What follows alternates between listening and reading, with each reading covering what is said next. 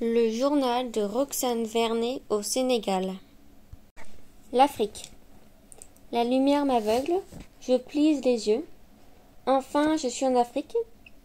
Le continent des éléphants, des zèbres et des girafes. Nous sommes à l'aéroport Léopold Sédar Senghor, à Dakar, au Sénégal. C'est l'un des plus grands, l'un des plus beaux d'Afrique. Le commandant de bord nous l'annonce à l'atterrissage. J'étouffe un bâillement et soupir. Nous descendons de l'avion. Une apparition nous sourit. Des petits garçons basanés, droits comme des i, se bousculant. Ils ne marchent pas, ils dansent. Je relève la tête juste à temps pour serrer la main que l'un d'eux me tend. Bienvenue au Sénégal. Nous allons prendre bien soin de vous. Les gens se précipitent pour saisir nos bagages et tournent autour de nous comme une ronde. Je m'accroche à ma valise de peur qu'on me la vole. Laissez-les tranquilles. Depuis de longs silences, j'entends des chuchotements de plus en plus furibonds. Allez-vous-en, ils n'ont pas besoin de porteurs. Accompagnés de sourds bruissements, comme ceux des moustiques avant de piquer, Mamadou Cissé est là. Nous l'avons d'emblée reconnu. Il s'est habillé exactement comme sur la dernière photo qu'il nous a envoyée. Cela fait bientôt 3 ans que mes parents correspondent avec sa famille et lui envoient un peu d'argent pour nourrir ses enfants.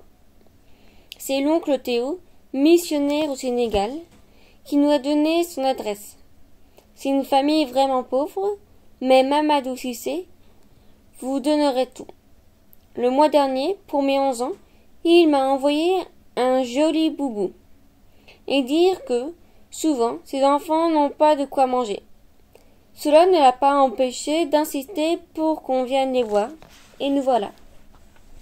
Notre hôte tente, à grands mouvements de bras, d'éloigner une bande de jeunes. D'un geste, il renvoie les premiers pousse-pousse qui se pressent autour de nous. Lui, d'ordinaire si aimable dans ses lettres, hausse le ton. Il est bien sévère. Je ne l'aurais jamais imaginé ainsi. Je tends l'oreille. Un vol d'une trentaine de mous Maasai. Crivellerie, Marador, fripon, chenapan, baston, voleur. Et bien d'autres que j'ai oubliés aujourd'hui. Il nous explique qu'ici, les bagagistes se transforment vite en voleurs. Pas le temps de m'accrocher à ma valise que déjà notre hôte nous entraîne dans sa vieille voiture bâchée, en route pour sa maison. Au bout de l'allée, changement d'atmosphère. Les odeurs, la chaleur, les couleurs s'entassent partout, sous mes cheveux, derrière mon front, sous mes yeux. Je les sens qui se sont amoncés. Au petit bonheur, la chance, dans les moindres recoins de ma peau. Des sensations neuves, inattendues. Le vent chargé de bruit et des parfums d'épices et des parfums de fleurs. Bienvenue. Je crois bien que je me suis endormie pendant le voyage. Je ne sais même pas quand la voiture s'est arrêtée. Nous attend déjà le plus étrange et le plus joyeux des spectacles. Des youhous, des battements de mains, des bienvenus. Surprise, je me réveille. On croirait un jour de fête. Des enfants partout, des femmes en boubou multicolores. Ils sont comme habillés de lumière. Tous trépignent, sautent. Ils dansent, au risque de nous renverser 1000 fois. Il y a des petites cases en bois, jaunes ou bleues comme des maisons de poupées, mais aussi de grandes maisons de terre battue pleines de trous. Mamadou Cissé nous explique que la seule maison à étage appartient au chef du quartier. Les gens doivent être habitués à vivre dehors. D'ailleurs, le quartier grouille de monde. Aujourd'hui, Nous en sommes l'attraction. Il en faut peu pour les mettre tous de bonne humeur. Il y a cette petite fille, un peu à l'écart, qui reste assise, les mains croisées sur sa poitrine. Elle a sur les genoux une couverture colorée. Les yeux me piquent. J'essaie de les maintenir ouverts. Je suis fatiguée. Certains essaient de me caresser les cheveux, de toucher mes mains, mais je reste un peu éclipsée. Je me demande pour quelle personnalité considérable ils prennent de tels égards. J'imagine que tu es comme moi avant mon arrivée en Afrique, que tu n'as pas connu un quartier entier où les gens viennent te saluer comme si tu étais le Premier ministre. Je n'ai d'abord rien compris. Les gens sont si nombreux, je ne vois qu'un grand désordre. Je suis nouée dans cette foule et j'ai peur d'y perdre papa ou maman. Alors il faut que je te dise. Quand tu arrives ici, une certaine appréhension te gagne. C'est si facile de décevoir. Bientôt, Mamadou Cissé nous prend tous les trois par l'épaule et nous glisse à l'oreille le sens de cette agitation. C'est ainsi que les Africains accueillent les visiteurs. Je suis un peu effrayée, mais je leur souris gentiment pour leur faire plaisir. J'ai l'impression qu'ils se ressemblent tous. Je ne reconnais même plus Mamadou Cissé. Chacun se dépêche de nous donner son nom. Je suis Mandy, j'ai 4 ans. Moi, je suis Fatou, j'ai 5 ans. Moi, je suis Pantélone, j'ai 8 ans et je vais à l'école primaire. T'as pas un stylo pour moi? Fascinée, je les écoute à peine. Gentil Pantélone, je comprends bien sa demande. Quand on va chez les gens, il est poli de leur apporter un cadeau. Mais que puis-je faire? Ils sont trop nombreux, impossible de satisfaire tout le monde. Voyant qu'avec moi ils perdent leur temps, ils se détournent et vont chercher leur bonheur ailleurs. Douceur. Le lendemain, j'ai dormi presque toute la journée. C'est dur de se remettre d'un tel voyage. Pour être franche, je suis presque heureuse d'échapper à cette cacophonie qui entre dans mes oreilles et me vrille les tympans. Mamadou Cissé nous entraîne dans sa maison. Quel spectacle! Une tempête s'était abattue ici, on le dirait. L'heure avance, le spectacle fait taire l'appel de mon estomac. Des régimes de bananes par terre, des guirlandes de piments verts et rouges, des montagnes de patates douces, d'énormes sacs de riz, 2 poules qui paillent et même une chèvre attachée au bout d'une corde. À côté de Mamadou Cissé, Mamie Kalar, sa mère, nous explique dans sa langue des choses auxquelles nous ne comprenons rien. Cissé me dit que dans sa famille, on parle Wolof. C'est une langue qui est née sur les pirogues. Les pêcheurs chantaient au rythme des coups de pagaille. On parle Wolof comme on chante. Moi, je ne connais pas cette langue, mais c'est vrai qu'elle est douce à l'oreille. Heureusement, Cissé s'improvise traducteur. Yexil Agdiam, cette maison est la vôtre, bienvenue. Voici mon petit-fils, nous allons prendre soin de vous. Un adolescent géant et maigre, torse nu, ne la quitte pas d'une semaine. Il se tait, pas de doute, un petit-fils modèle. Pendant qu'elle désigne l'endroit où il faut tuer le mouton, Mamie Kalar me dévore de caresses. D'habitude, je n'aime pas trop que les vieillards me couvrent de baisers. Même ma grand-mère, dès que je peux l'éviter, je le fais, trouvant vite une excuse pour ne pas l'embrasser. Décidément, quand on n'est pas chez soi, on accepte beaucoup de choses. Au rythme qui lui griffe les joues, je devine que Mamie Kalar doit être vieille. Et d'ailleurs, c'est la maman de Cissé, qui n'est plus tout jeune non plus. Je relève la tête juste à temps pour prendre la main qu'elle me tend. Tu n'oses pas parler, n'est-ce pas? Me traduit Cissé. Ne t'inquiète pas, c'est normal. Dans quelques heures, tu auras mangé, tu te sentiras déjà mieux. Lorsque l'éléphant a le ventre vide, il ne veut même plus parler ses enfants. Mamie Kalar se penche et me sourit. Asseyez-vous, ajoute Cissé. On va vous apporter de la bière de mil, du vin de palme et du jus de fleurs d'hibiscus. Nous attendons juste que le mouton soit tué et qu'il mijote. Et dire qu'ils n'ont même pas tué la bête. Décidément, il ne manque pas de temps ici. Je n'ose plus me lever de peur de tituber de faim. Eh bien, me dis-je, on ne risque pas de manger avant longtemps. La nuit tombe très vite. Pendant qu'on nous sert à boire, j'observe sur la petite plage du village un maigre chien qui bâille, 2 chèvres qui rongent, un vieux pneu, un cochon qui se gratte et des lucioles qui passent et repassent sous son nez. Après tant de tintamarre, ce silence me surprend. Je ne pense plus à manger. Je ne me reconnais pas. Moi qui suis tellement impatient d'habitude, un bon petit somme et tout à l'heure, j'irai mieux. Je ne me souviens plus de grand-chose. Cissé ouvre une porte branlante où m'entend un grand lit picot et me murmure: si la faim te réveille, tu trouveras des mangues, du lait frais et du poisson séché dans ce panier. Bon, que les esprits de la nuit t'accompagnent dans ton sommeil. Il ferme la porte derrière lui, se faufile à travers le toit de paille.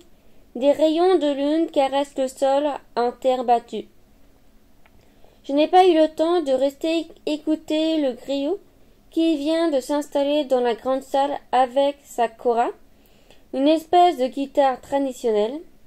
En Afrique, le griot est un vieil homme, à la fois poète, musicien et sorcier. Sa voix rauque me perce. J'ai l'impression qu'il ne joue que pour moi. A-t-il compris mon besoin de musique, de douceur, après les fracas désarçonnés de la journée? Je crois que c'est à ce moment-là que je me suis endormie. La tribu. Voici Zoa, voici Luda, voici Sida, voici Bia, voici Noah. La liste est infinie. Cela, je crois que tu les reconnais, dit Cissé. Je hoche la tête. Une foule immense de jeunes, de moins jeunes et d'adultes s'agglutinent. Ils sont tous fils, frères ou cousins de Cissé. Cela me semble très bizarre que l'on puisse avoir autant de frères, autant de fils, autant de cousins. Je n'ose pas interroger Cissé. J'espère secrètement que mes parents vont le faire. Mais ils ne le font pas non plus. J'ai une explication.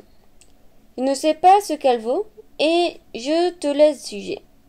Ici, il suffit de vivre ensemble, de partager le même repas pour devenir frère ou cousin.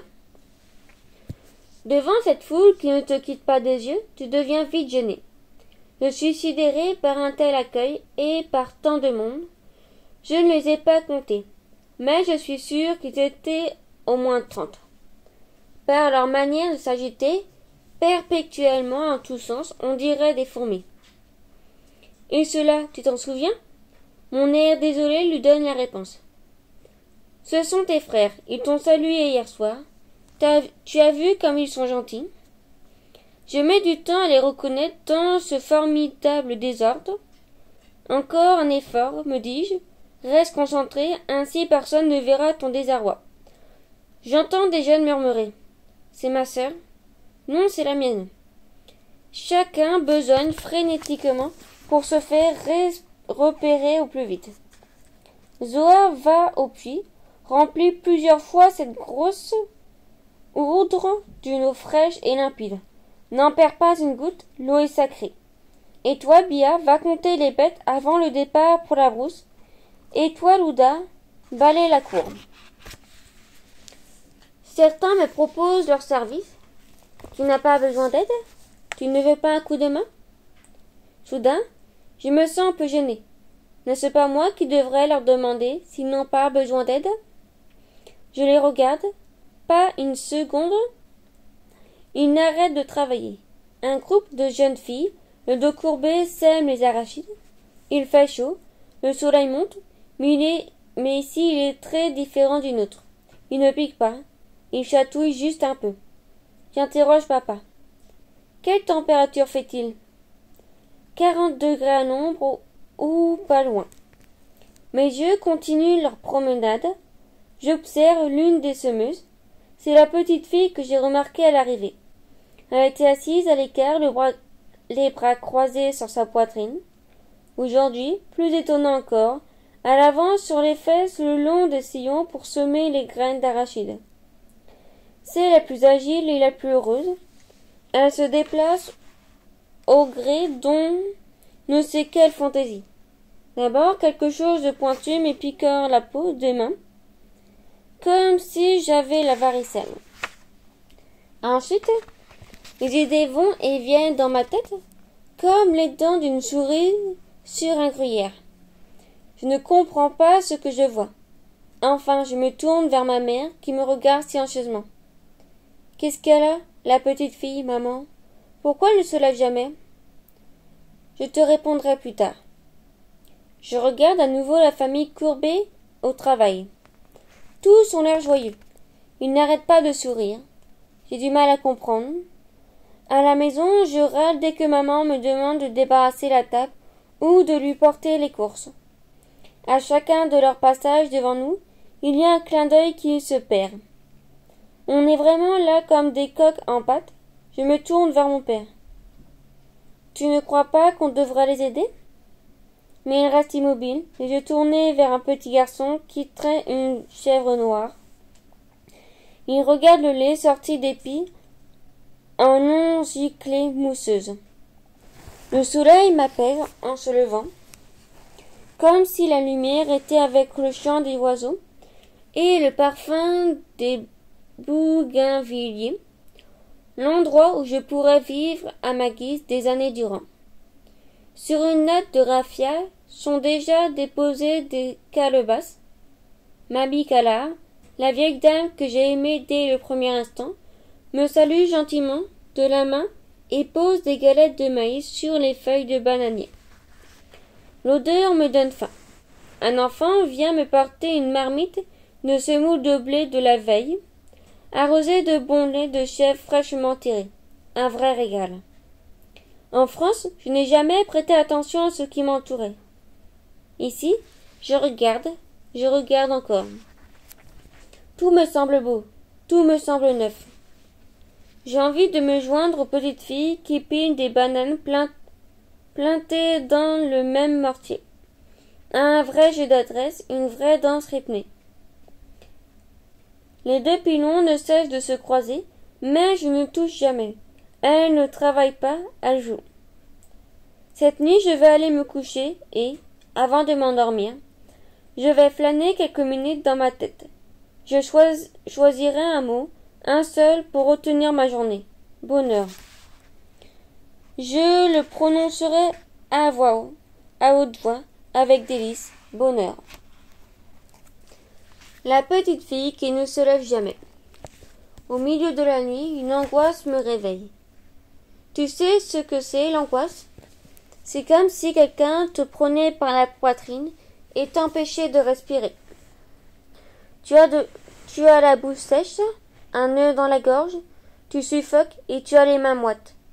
Moi, ça m'arrive quand j'ai peur, quand j'ai des idées que je ne comprends pas. Je suis assise dans mon lit, je n'arrive pas à me redormir. Je frissonne. L'image de la petite fille ne me quitte pas. Mon cœur bat fort, mes mains tremblent. Je prononce « Maman, maman, maman !» doucement pour ne pas réveiller mon père. Évidemment, quand on dort les uns à côté des autres, le moindre murmure réveille tout le monde. Mon père et ma mère se tournent vers moi. « Qu'y a-t-il, mon ange? Qu'est-ce qu'elle a, la petite fille qui ne se lève jamais ?» De bonnes secondes s'écoulent dans le plus parfait silence. Je peux entendre au loin le chant de la perdrix qui appelle le jour et le raclement de l'Atlantique. La petite Rosalie qui semait les arachides, elle est malade. Elle a eu la poliomyélite. On dit souvent la poliomyélite. Je n'ai pas la moindre idée du sens de ce mot étrange, polio. Je n'ai pas à attendre. C'est bien ça, mon ange. La poliomyélite est une maladie qui survient dans la petite enfance. Elle frappe surtout les pays pauvres. En France, il y a longtemps qu'elle a disparu grâce au vaccin. Ici, en Afrique, tu verras d'autres enfants qui en sont atteints. Certains ont même perdu l'usage de leurs mains car ils n'ont pas été soignés à temps. Grâce à Cissé, on a pu acheter des médicaments. La maladie de Rosalie ne peut plus progresser. Ah, tiens, elle est comme ma copine Léa qui est en chaise roulante. Tu crois qu'on ne pourrait pas lui acheter une chaise roulante? C'est très cher ici, mais nous allons y réfléchir. Tu crois qu'elle acceptera que je sois son amie, la petite Rosalie? Bien sûr, mon ange, je crois même qu'elle serait très fière de t'avoir pour amie. Je me retourne sous les couvertures. Je me sens plus légère. Je me rendors doucement. Du creux de mon sommeil, j'entends des chuchotements. Il doit être Rosalie qui m'appelle pour jouer. J'ouvre lentement les yeux. Je suis encore dans la chambre. J'ai un œil sur ma montre fluorescente et l'autre sur la lumière du jour. J'attends le matin avec impatience. J'espère que Rosalie voudra bien que je sois son amie. Rosalie. L'heure du repas. L'heure la plus importante en Afrique. Peu importe ce que l'on mange, pourvu qu'on se retrouve ensemble. Et puis Cissé traduit toujours les paroles de Mamie Calard. Quand tu manges, ce que j'ai cuisiné, c'est moi-même que tu acceptes. On ne laisse pas une miette, ce serait le signe que l'on méprise son hôte. Chaque jour, nous mangeons à peu près la même chose. Beaucoup de riz, un peu de viande, beaucoup de sauce. Parfois du niabi, des patates douces et du poisson le dimanche. Le plat attend dans une grande marmite que l'on place au milieu de la cour et dans lequel la famille se sert. Aujourd'hui, c'est de la tiéké, de la semoule de niabi. Les étrangers ont droit à une cuillère, mais nous préférons manger nous aussi avec les mains.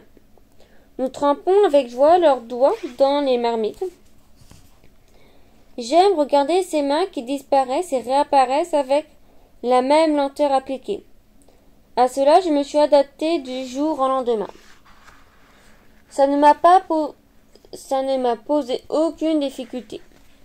Au contraire, j'aime ces instants où on raconte beaucoup d'histoires, aussitôt traduits par Cissé. On n'attend pas que tout le monde soit servi pour manger. En Afrique, j'ai remarqué que pour éviter d'être mal poli, il faut faire exactement comme la main qui te précède. Quand mon voisin prend un morceau, je prends le mien. Quand il avale, j'avale, et ainsi de suite. La précision des doigts qui vont de la marmite à la bouche en faisant des boulettes d'inquiété me fascine. J'ai bien essayé une fois, mais j'ai trouvé ça affreusement compliqué. Nous sommes assis par terre, sur une natte qui sert de chaise, des troncs d'arbres dans une hauteur d'environ 30 centimètres, remplaçant la table. Certains adultes mangent sur une feuille de bananier posée sur leurs genoux. Et puis, personne n'a le droit de passer, même dans la rue, sans venir partager le repas. Cissé m'explique que c'est pour cela qu'on mange dans la cour. Mais j'oublie vite ce rituel hors du commun. Mes yeux se tournent vers Rosalie pour ne plus la quitter. Très vite, nous nous regardons fixement l'une puis l'autre. Enfin, nous nous sourions. Je n'ai pas attendu longtemps, je me rapproche d'elle. C'est bien ça, chuchote Cissé. Elle parle mal français parce qu'elle n'est pas allée en classe. Il est difficile de parcourir sur les mains et les fesses les 5 kilomètres qui la séparent de l'école. Ses yeux vont et viennent. Ils se posent sur mes pieds sur les feuilles de baobab. J'ai l'impression que leurs mouvements écrivent des lettres que je ne peux pas lire. Elle murmure. Comment tu t'appelles? Roxane. Et toi? Rosalie. Rosamie. Oh, la joie que de ces phrases sorties du fond du cœur. Nous parlons, je ne comprends pas trop ce qu'elle me raconte. Elle non plus, sans doute. Nous éclatons de rire. Un vrai fou rire. J'ai envie de partager mes rêves avec ma copine africaine. C'est comme si nous nous connaissions depuis toujours. Quand les travaux du jour sont finis, elle me retrouve vite et je lui apprends à lire. J'écris les lettres de l'alphabet qu'elle répète avec son si bel accent. Il m'arrive aussi, quand la page est pleine, d'écrire sur le sable. Assises côte à côte sur une pierre plate et chaude, nous nous amusons avec les lettres pendant des heures. Le soir, Rosalie met pour moi son plus beau boubou, jaune rayé de marron, et son large pantalon multicolore. J'aimerais que le jour s'arrête. Je voudrais tant faire de ma copine Rosamie une sœur pour la vie. J'aime bien le soir quand les étoiles filantes zèbrent le ciel. Autour du feu, nous écoutons les étoiles des veillards. J'ai l'impression que le temps s'est arrêté, lenteur, douceur. Même les flammes jaunes dansent une tendre farandole sous le vent du soir. Je tiens la main de ma copine. La sienne est encore un peu crispée, mais nous avons tout notre temps. Parfois sa bouche me sourit. Elle est belle avec ses yeux noirs de jet et ses dents éclatantes. Elle me dépose pieusement un caillou dans la main, un caillou léger comme une plume de colibri, un caillou rouge et lisse comme notre amitié. Tout à l'heure, je vais l'apporter dans ma chambre, le poser sous mon oreiller, lorsque le sommeil vainqueur m'entraînera dans un grand trou noir. Je rêverai que Rosamie et moi jouons alors, que tous les cailloux de la cour se transforment en ballons d'or. En famille. Je dois me lever tôt pour passer la journée dans la famille de Rosamie. Il est 6 heures du matin, il fait nuit. J'ai l'impression que la ville dort encore. Seuls quelques marchands se promènent le long des routes avec des baluchons sur la tête. Mamadou Cissé, qui m'accompagne, m'explique qu'elle attend les travailleurs matinaux qui vont prendre leur petit déjeuner sur le trottoir.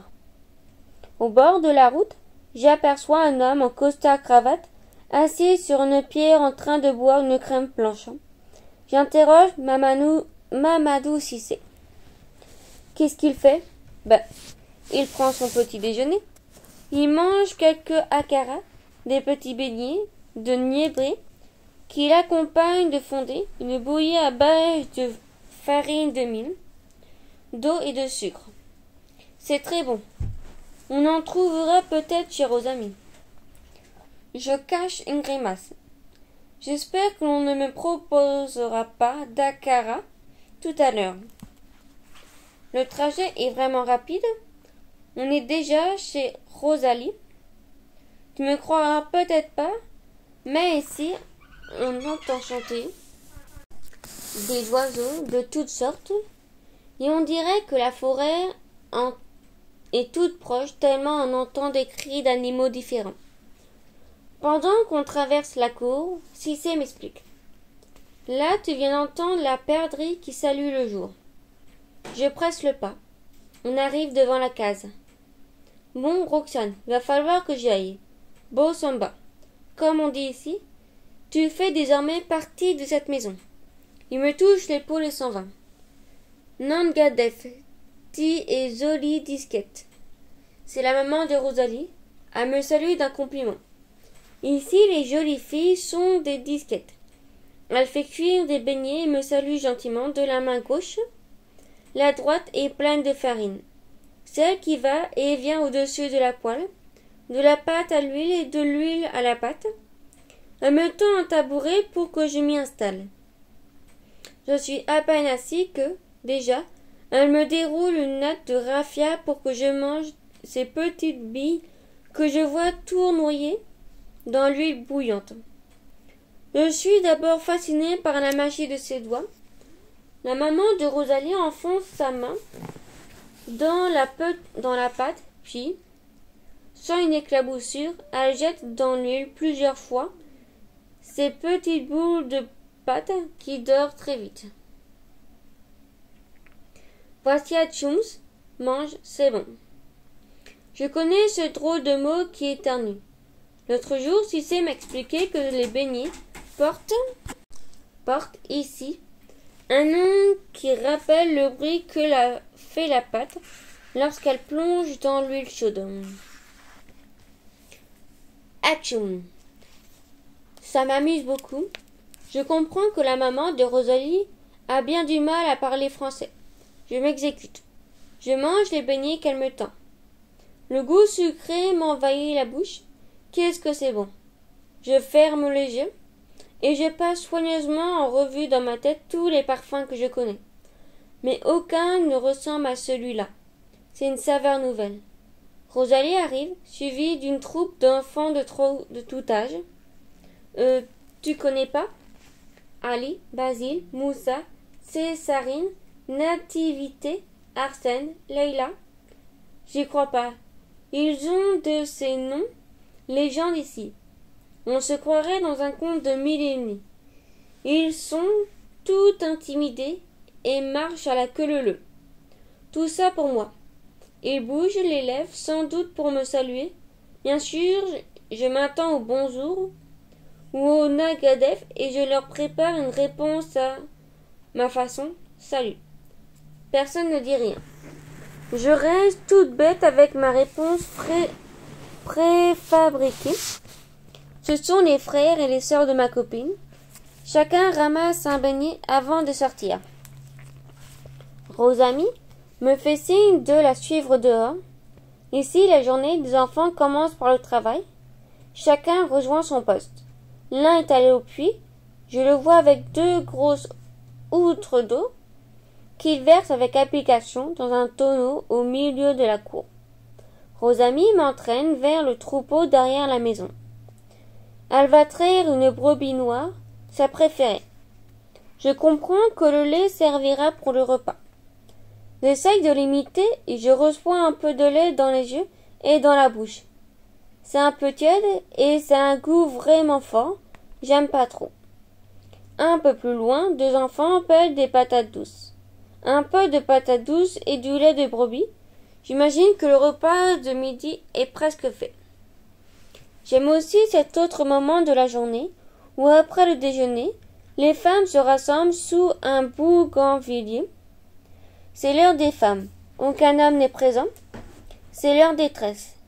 Ici, ils les appellent des ratasses. C'est vraiment un changement d'atmosphère. Après leur longue matinée de travail, les femmes se font belles. Elles se penchent les unes sur les autres. Leurs doigts sont très habiles. Ils tissent d'innombrables petites nattes dans les cheveux crépus. Quelle patience! C'est dur, des heures et des heures. Une dame me propose. Un petit rasta? Je fais oui de la tête. Tout le monde me regarde et sourit. Même ma coiffure a du mal avec mes cheveux. Ils sont trop lisses.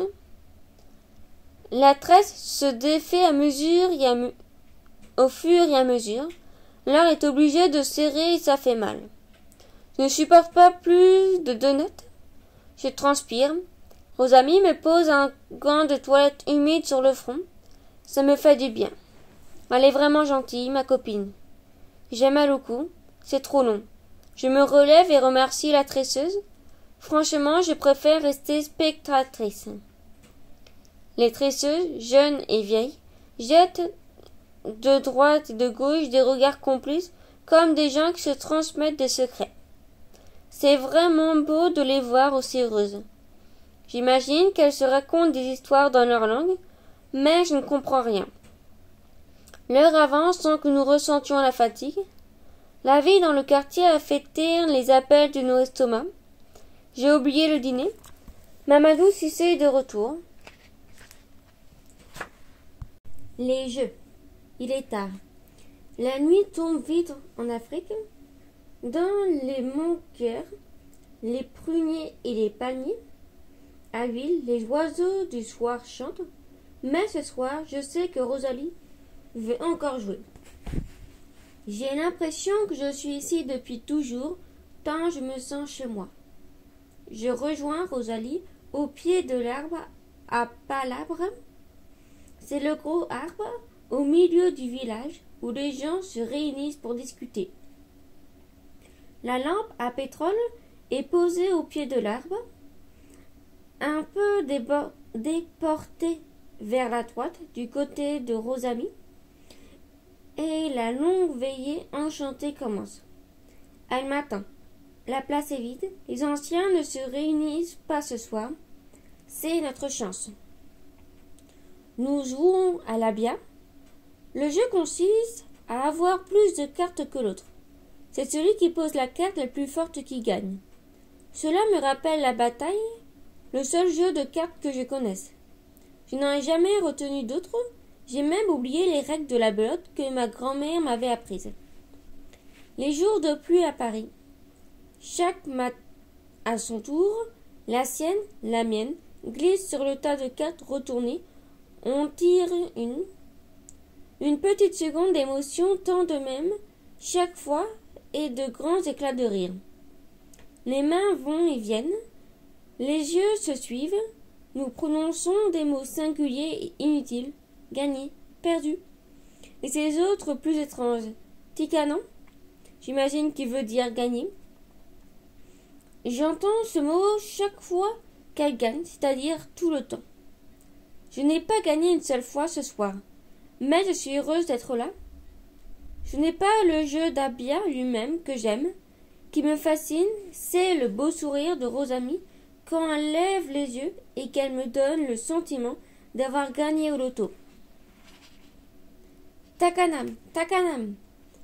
Ce mot est si joli que je me le répète encore et encore, comme un refrain dans la nuit, comme si toute l'Afrique m'y était donnée d'un coup. Mes yeux se tournent de temps en temps vers le tronc de l'arbre à Palabre. Il y a toujours cette ombre noire en haut, cette ombre noire en bas, et ce halo qui tremble entre les deux. Les flammes de la lampe dansent une joyeuse farandole sous le souffle du vent. On dirait une tapisserie. Soudain, la voix de ma mère vient nous tirer d'un grand rêve éveillé. « Au lit, les filles, demain, c'est le marché. » Rosamie m'apprend à souffler sur la mèche de la lampe pour l'éteindre. Je réussis du premier coup, mais je n'aime pas cette odeur de pétrole qui montre que les dernières fumées. Je vais au lit en traînant les pieds, hébétée d'avoir tant joué avec ma copine. Au marché Sandaga. À mon réveil, une apparition me sourit. Fascinée, je regarde son boubou à fleurs et ses cheveux tressés de mille nattes. Rosalie est devant la porte. Nous passons devant la case de Mamie Kala qui donne le bain au plus jeune enfant de Cissé. Je lui lance. Nagadef, Mamie Kala. Elle nous sourit et dit Maïfé. À l'autre bout de la cour, Mamadou Cissé nous attend. Rosamie et moi suivons les adultes. Je lui parle en français et elle dans une langue que je ne comprends toujours pas. Mais quelques mots suffisent pour deviner ce qu'elle veut dire. C'est étonnant comme elle avance, on dirait qu'elle flotte. Je te présente le marché de Sandaga. C'est ce que Cissé et Rosalie nous conduisent. Une foule bigarrée, grielle, Conna discute, s'insulte, fait de grands gestes. Ici, au milieu des bêlements des chèvres, des caquettements des oiseaux de basse-cour, ce sont les voix qui vous accueillent, des voix criardes. 10 francs les mangues, Atums Akara, bon beignet, 2 à 5 francs. Pantalon d'ergal, pure qualité. Tu trouves et retrouves tout ce dont tu as besoin si c'est fait le guide. Nous sommes au marché, vous voyez bien, et tous les noms des magasins sont en français. Ça fait partie de notre culture. Le Sénégal a longtemps été une colonie française. Tout le monde parle plus ou moins français, même si on ne sait pas l'écrire. Mais c'est quoi cette langue qui parlent les enfants qui nous suivent? Ce n'est pas du français quand même, demandai-je. Attends, ce n'est pas une langue qui parle, ce sont des langues, et le Sénégal en compte beaucoup. Le plus beau, c'est qu'on peut passer d'une langue à l'autre. On s'adapte aux clients. On peut même parler allemand s'il le faut. C'est magique, m'exclamai-je. Les serrèrent en l'âme sentimentale. Ils croient que les langues les rapprochent de Dieu, que plus ils en parlent, plus Dieu les aime. Sur des tissus posés à même le sol, des guirlandes de piments rouges, jaunes, verts, des mangues, d'énormes ananas, des carcasses de bêtes, des poissons séchés. Et puis ces bourrettes chargées de manioc, de niébé, d'igname et de papaye. Ce qui dérange le plus, ce sont ces mouches qui se lâchent pas d'une semelle et cette odeur qui est repoussante, qui se précède partout. Tourne un peu à gauche, une échoppe bricolée, un caligot brûlant indique coiffeur Victor le Parisien. Un peu plus loin, librairie française, les rayons sont vides. Seuls quelques vieux livres écornés traînent dans un coin. Les enfants nous interpellent. Bonjour, vous êtes français? C'est le pays de Zidane? Lui, c'est mon frère. Mes pères, mes mères. Ils veulent en France. Ils dribblent très bien. Cissé nous explique que la famille africaine est très large. On est obligé de préciser qu'on est d'un même père et d'une même mère, car le père peut avoir plusieurs femmes. Je remarque un petit livre vert. J'apprends vite à lire. Discrètement, je rejoins ma mère et lui demande une pièce. Le petit vendeur a l'air un peu endormi, mais, à mon approche, il reprend vite et propose. 25 francs, c'est pas cher. 15 francs si tu achètes deux. Je n'insiste pas. Je lui tends une pièce et il prend mon livre. Au regard de Rosalie, je crois bien que j'ai trop donné. Peu importe. Un cadeau, ce n'est pas des prix. Je nous imagine déjà, Rosalie et moi, assises côte à côte, en train de lire. Marie, vêtue, lune, farine, midi, ivoire, Lucien, fumée.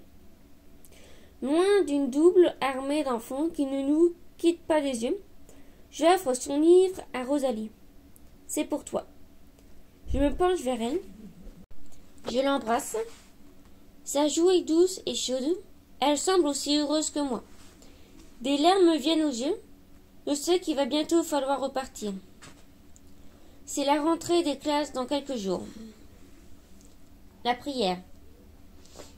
Tu veux savoir pourquoi j'aime le Sénégal? Ferme les yeux. Imagine des chrétiens, des musulmans, des animistes. Ce sont des gens qui croient que les plantes, les pierres ont une âme.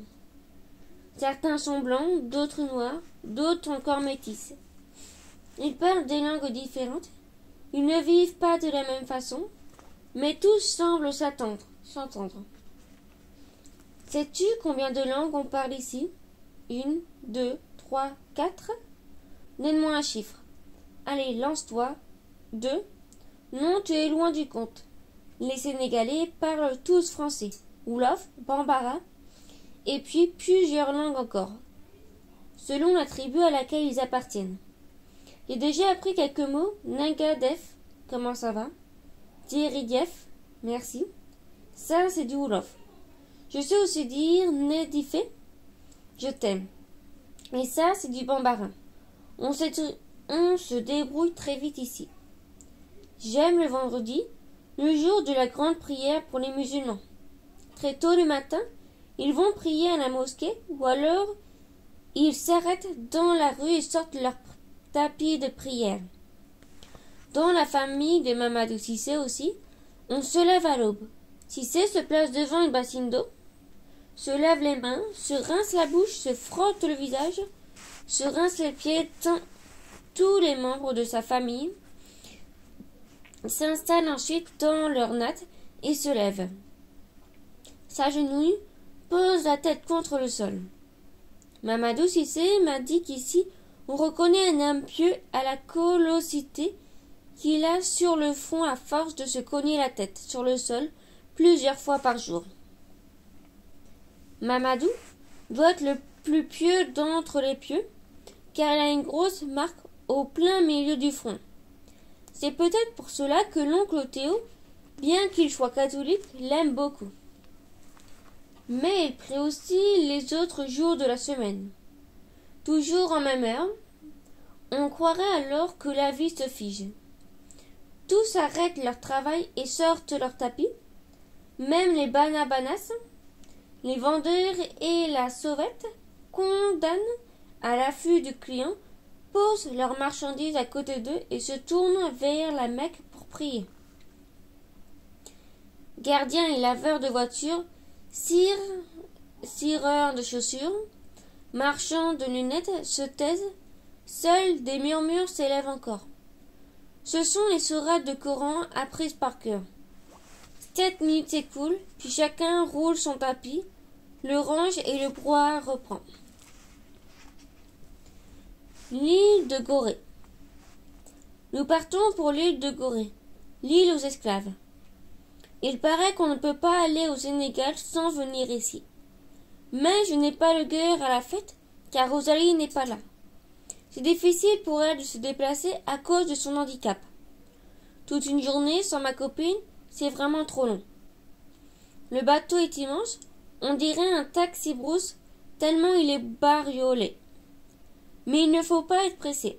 Le bateau ne quitte le quai que lorsqu'il est plein, et ça dure longtemps. Et puis il avance lentement, car il doit se frayer un chemin sur la mer, entre les pirogues ornées de gris-gris, anti-chavirage, qui glissent dans tous les sens. L'île apparaît avec ses maisons coloniales aux couleurs vives et ses quelques cases en coquillage. Un vieux monsieur nous accueille sur la grève avec un sourire moins large que celui des gens d'ici. Pour être franche, il ne sourit pas, il ne sourit même pas. Il raconte l'histoire de ces hommes qui ont été envoyés en Amérique comme esclaves. On dirait qu'il a vécu lui-même cette époque tellement il est éloquent. Et pourtant, ça fait si longtemps. Il parle et il parle, il raconte et il raconte. Ces mots s'entassent dans ma tête comme de s'envoler en farandole. Esclaves, nègres, chaînes, coups, commerce triangulaire, et d'autres encore. Il raconte. Les Noirs étaient emprisonnés ici, dans l'île de Gorée, enchaînés par les bras et par les jambes, avant qu'on ne les vende comme de vulgaires marchandises. Et comme si cela ne suffisait pas, les négriers les rouaient de coups jour après jour. C'est très dur. Pourquoi les gens ont fait ça? J'ai envie de pleurer. Je n'en peux plus. Je me lève d'un bond, j'ai envie de partir. Maman a compris. Elle n'insiste pas. Elle vient avec moi. Elle me prend par la main. Allons à la mer. Allons ramasser des coquillages. Nous marchons en silence. C'est à moi de parler, mais je ne peux pas. Je ne trouve pas de mots. Nous ramassons de jolis coquillages et de beaux galets. Tiens, maman, regarde comme il est beau. Je le garde pour Rosalie. Papa est là. Il faut repartir vers le bateau. Il n'y a rien d'autre à faire ici, dans le bateau, qui repart vers Dakar. Les gens se regardent sans rien dire. Il y a juste cette dame, une japonaise, je crois. Elle a les yeux bridés et un appareil photo sur l'épaule. Avec un geste du bout des doigts, elle fait au revoir. À qui s'adresse-t-elle? À la mer, au vent, aux oiseaux?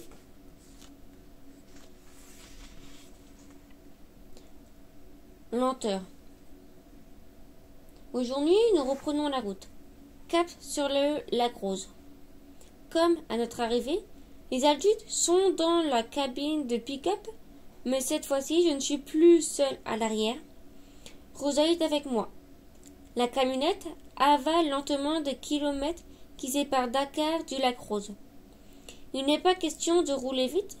Par endroits, les nids de poules ressemblent à des crevasses. Lentement, ou comme la lenteur est apaisante, lentement, la vieille Peugeot bâchée avance sur le ciel ensoleillé. Je me sens tomber. Douceur, je répète, douceur.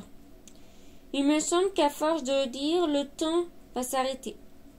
le nez au vent, les pieds enfouis entre les bananes plantées et les patates douces qui traînent sur le plancher du pick-up, je répète le mot douceur.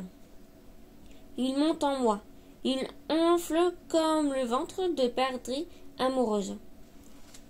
J'observe au bord des routes des gens debout, attendant je ne sais quoi. D'autres marchands, on dirait qu'ils écoutent le bruit de leurs pas. Comment peut-on être aussi lent? Dehors, impossible de respirer.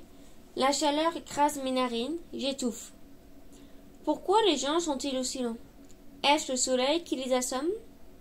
Ils doivent être habitués, eux, quand même. Et pourtant, ils semblent écrasés par la chaleur. Un petit mot m'est apparu, le dernier qui reste dans ma tête vide, une syllabe blottie dans un coin, tout aussi fatigué que moi. Temps. Tout le monde paraît avoir le temps ici. Même la voiture roule lentement. Je me sens complètement ailleurs. Ce n'est pas comme à Paris, où tout le monde court. Je me souviens qu'à l'aéroport de Roissy, j'avais l'impression qu'il y avait un incendie. Les gens couraient dans tous les sens pour s'arrêter un peu plus loin. Ils n'allaient nulle part. En fait, ils regardaient leur montre et ils s'énervaient. Ici, j'ai regardé les poignets. Personne n'a de montre, mais ils ont tous le temps. Je suis de plus en plus étonnée. J'observe mes parents dans la cabine. Ils discutent tranquillement avec Cissé. Personne ne dit un mot de plus, haut que l'autre, alors qu'à la maison, ce sont que cris et remontrances. Roxane, dépêche-toi de finir ton petit déjeuner. C'est l'heure, on va être en retard. Mets vite tes chaussures et ton manteau, maman a rendez-vous. Le temps en Afrique me redonne confiance. J'ai envie de vivre 1000 ans ici ou plus. De son index, Rosalie dessine tout à tour des femmes avec des beaux louchous, en équilibre sur la tête, des enfants ingénieux qui fabriquent des jouets, des voitures, des bicyclettes qui imitent si bien les grandes, avec du fil de fer et des vieilles boîtes de conserve. Que c'est beau. De temps en temps, un coup de frein brutal, un concert de klaxon m'arrache à ma rêverie. Je suis étonnée de voir toutes ces voitures bringuebelantes. Certains conducteurs s'arrêtent au beau milieu de la route pour bavarder. Incroyable. Le lac rose. Je scrute et juge tout ce que me désigne ma copine. Comme un colonel qui passe ses troupes en revue. Youpi! Je le vois enfin, ce grand tapis rose qui s'étale au soleil. Le lac rose. De grands bateaux viennent jeter l'ancre. J'ai l'impression d'être dans un rêve tellement c'est grand, tellement c'est rose. Quelques minutes s'écoulent, puis, soudain, le plus silencieusement du monde. On se lève tous. On descend de la voiture. Mamadou Cissé vient aider Rosalie. Ma copine m'apprend que la plupart des Africains ne savent pas nager. Je l'ignorais. Ils barbotent, pêchent, fabriquent des pirogues. Personne ne s'aventure plus loin dans l'eau. Rosalie et moi préférons le sable tout blanc comme la farine, blanc comme le lait de chèvre, blanc comme des petites étoiles tombées du ciel. Nous sommes pieds nus, mais je ne quitte pas ma copine qui avance doucement sur ses fesses et ses mains. Le sable chaud gémit sous mes pieds. Je me penche et prends un peu de poudre scintillante. Je la jette sur les mollets amaigris de Rosalie. Elle me la renvoie aussitôt. Commence alors la bataille de sable la plus réjouissante que j'ai jamais connue. Nous jouons à paire de souffle. Le temps passe, puis nous ne le sentons pas. Avant de repartir, nous construisons un bonhomme de sable, plutôt ventripotent. Quelques cailloux nous servent de bouche de naise et Dieu. Nous sommes heureuses. Cissé nous dit que le nom Sénégal signifie votre pirogue. Les colonisateurs blancs rencontrés sur le fleuve, des pêcheurs locaux à qui ils demandaient leur chemin. Comment s'appelait ce pays? Sénégal. Vous cherchez une pirogue? Répondaient les indigènes. ainsi que d'un malentendu est né le nom de ce pays. Il nous propose d'emprunter une pirogue pour descendre le lac Rose. Le piroguet n'est vêtu que d'un pagne en lambeaux. Il entonne une mélodie. Sous le soleil coiffé de rosée, j'ai l'air d'un enfant apeuré. Ton regard si léger saura me protéger. Mamie Yata.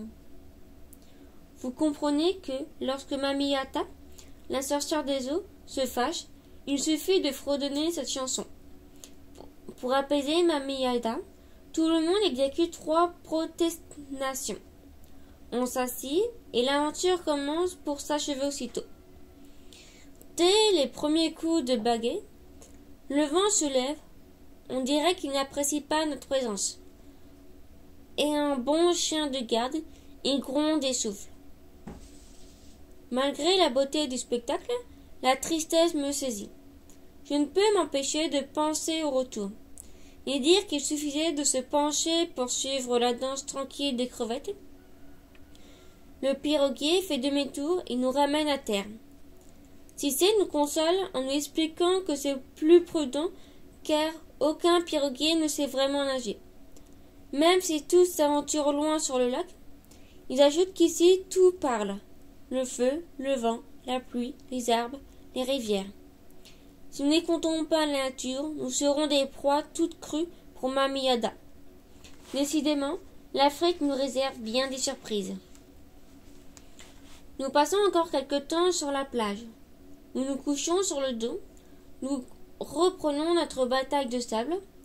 Je vais ensuite chercher un cahier à double ligne dans la voiture et j'écris à Rosalie sa première phrase. Je t'aime. Elle a réussi à la lire. Elle a commencé ces mots magiques. Elle répète simplement « Je t'aime ». Puis elle ajoute dans sa langue « Ni n'est biffé ». Mon cœur se serre, je répète « N'est biffé ». Je ne dis plus un mot. Je sais que mon voyage en Afrique se termine. Dès l'aube, demain, il faudra faire les bagages.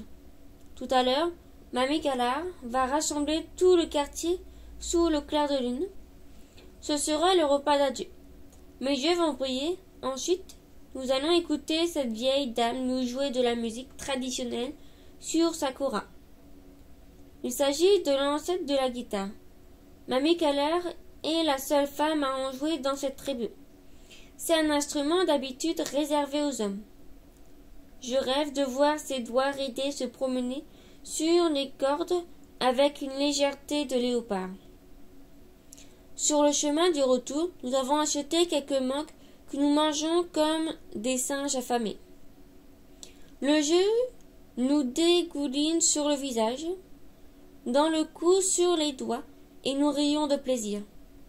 J'aimerais tant suspendre cet instant. J'aimerais tellement savoir ce qui se passe dans la tête de Rosalie. Vais-je lui manquer, ne serait-ce qu'un peu? Nous entendons encore, mais à peine, le grondement sourd du ressac, peut-être seulement du brouhaha de l'Afrique, s'éloignant à mesure que la voiture avance. L'inquiétude m'envahit. J'ai toujours mon caillou dans la poche, il ne me quitte plus. Je vais repartir en France avec ce trésor, l'amitié de Rosalie. Sous le clair de lune. Tout commence et tout termine par des contes. En Afrique, les nuits de clair de lune sont les nuits où les enfants sont rois. Mamie Galar est bien là, avec sa kora. À côté d'elle, un conteur, un long vieillard à la barbe blanche. On dirait qu'il est courbé par trop d'histoires. Les contes sortent de sa bouche comme d'un magnétophone. Pas de doute, cet homme est une vraie bibliothèque vivante. Ses yeux vont et viennent sur la foule attentive. Comme les autres enfants, je ne bouge pas d'un pouce. Même si mes jambes doivent se détacher de mon corps, je ne changerai pas de position. J'apprends à écouter. Salam alaikum. Nous sommes en famille. Je m'appelle Papa Diop. Mais vous pouvez m'appeler Rivière intarissable. Je suis la mémoire de ce village. toutes les histoires passent par moi. Il était une fois un petit garçon, un simple petit garçon, comme on en voit tous les jours. Mais il n'écoutait personne. Quand ses frères et lui recevaient des friandises, il mangeait les siennes et volait celles des autres. Il se retirait alors derrière la case avec le fruit de son larguin et l'enfouissait dans un trou de vipère. Il pouvait ainsi, dans le plus grand secret, jouir de son butin. Mais un jour, ce qui devait arriver arriva. Il se trouva nez à nez avec un énorme serpent. Ce n'est qu'à la force de ses jambes qu'il sauva sa vie. Il ne dit jamais rien à personne, mais jura qu'il ne volerait plus. Moralité. Si tu es couché sur le dos et que tu fais pipi, tu es le seul à savoir où ça se termine. Pas besoin de me faire un dessin, je crois saisir l'histoire. Mais la morale, tu la comprends. Toi, et il n'y a pas grand-chose à comprendre. Chacun peut en penser ce qu'il veut. C'est pourquoi il est volontairement obscur. Comment tu sais? Moi, je vois qu'à force de faire l'idiot, le petit garçon a risqué sa vie. Eh bien, tant pis pour lui. Alors que Papa Diop raconte, les doigts de Mamie Calard glissent sur les cordes, douceur comme la caresse de la lune sur le front des palmiers géants. Lenteur comme la course des étoiles dans le ciel. Douceur, lenteur. Je répète ces deux mots qui m'entourent de leurs bras. Bientôt je me sentirai tout à fait remplie de joie et comblée, indifférente à la grande armée d'enfants, au ras du sol, qui regarde bouche bée. Je serre la main de Rosalie. J'aimerais que ce moment ne s'arrête jamais. Je serre sa main, je la serre encore comme on fait des provisions pour l'hiver. Des musiciens se joignent à la fête. Pour la première fois, j'aperçois des djembés, des balafons, des tam-tams, et ces danseuses qui bougent comme des ganes. Elles tournoient autour de nous à un rythme effréné. Même Rosalie danse en remuant la tête. On dirait un serpent que l'on charme.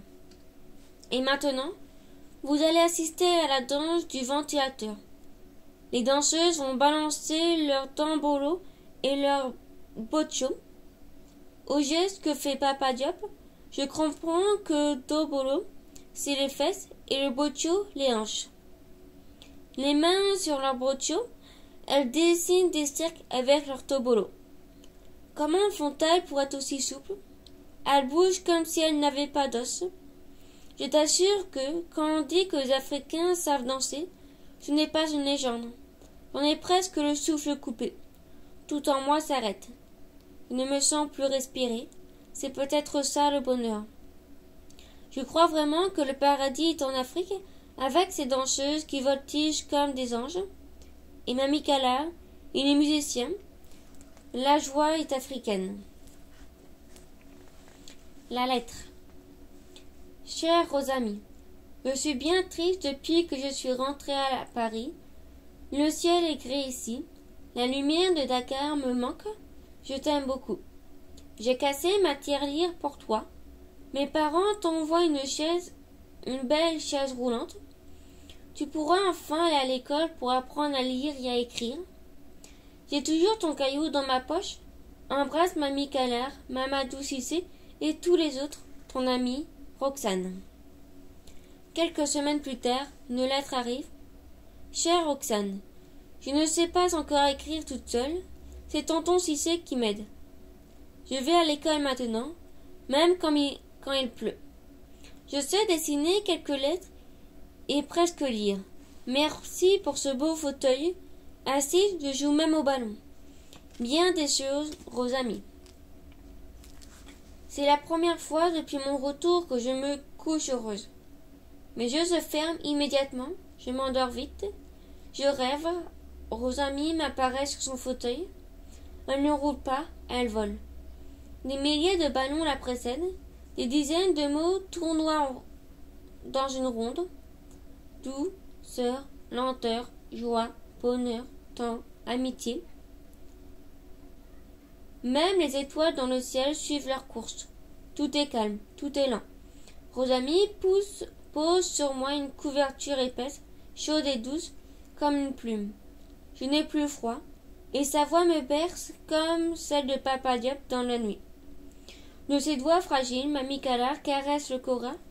Tout le monde est dans la cour, les uns rient, les autres chantent et s'embrassent. Une pluie soudaine s'abat, une de ces pluies de Dakar, chaude et moelleuse. La nuit tombe sur la pluie, l'eau partout. 7 minutes s'écoulent dans le plus peu parfait tumulte. Tout le monde se couche par terre, la peur au ventre. Rosamie regarde tout ça de la fenêtre de sa case. Ici on craint la foudre. C'est peut-être un méchant qui veut frapper un ennemi. Aussi brutalement qu'il est venu, l'orage cesse, personne n'a été blessé. Le soleil se lève comme si de rien n'était. La joie partout est donc une pluie de bénédiction. La fête recommence encore et encore. Je me réveille, c'est mon plus beau rêve d'Afrique.